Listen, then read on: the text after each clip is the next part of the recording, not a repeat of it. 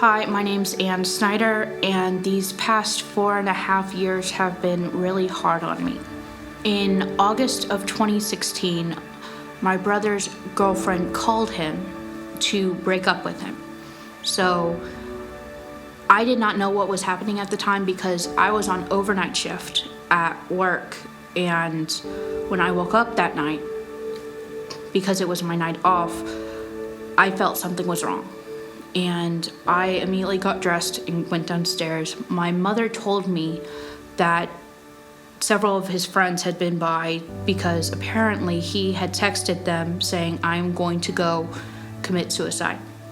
And I immediately knew what I thought I knew, where he was going to go. And so I hop in my car and drive. I didn't even get to where I thought he would be. I got to work. And Mom calls me and says, "Come home. We don't know if he's still around or not." So I come home, and 3 or 4 hours later, we got contacted by the Dallas Police Department, and we're told that he had committed suicide. And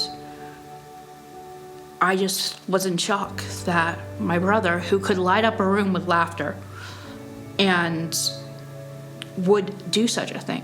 He was the life of a party. And I just, even to this day, I have what if questions. What if I had been able to be a better big sister?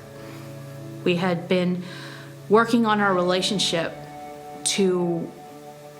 from being pretty much bitter enemies to being a loving brother and sister. And it just reminds me, we don't have knowledge of what happens tomorrow. We need to live for today and prepare for tomorrow. 6 days after my brother's suicide, my grandfather passes. I had been visiting him that morning, in fact, and just to say goodbye because we knew it was his time.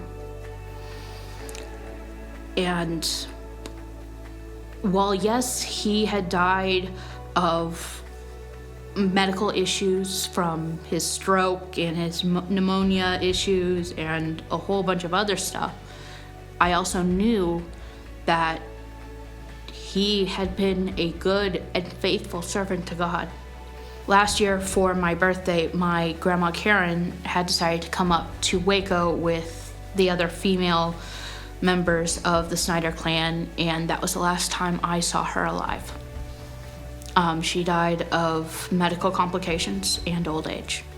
I was sad, but I also understood. And this past January, my Aunt Debbie died from what we think was a stroke or a heart attack in her own kitchen. And it was a relief because she had been in pain as well. But it still hurts. And it just reminds me that we have no idea what tomorrow brings. And while yes, I have suicidal thoughts to join my brother and the majority of my grandparents and my Aunt Debbie and Uncle Paul, I also know that I have family here at CPC. I have Joey and Joel who can help get me out of my funk. I have Teresa, whom I can talk helping with the kids ministry with. I see the kids and I see the next generation and I see what they can become.